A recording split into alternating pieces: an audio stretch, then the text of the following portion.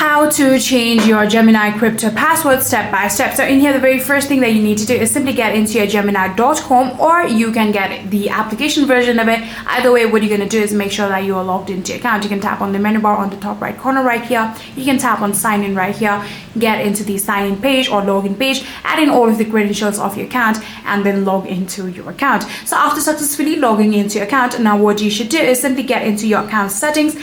That is basically your profile icon, and then select your security settings. Then you can scroll to the password, and then you can tap on change password, right? So after tapping on change password, you can now re-authenticate and then enter your new password. Then you can tap on save, and just like that, you will successfully be able to change your Gemini crypto password.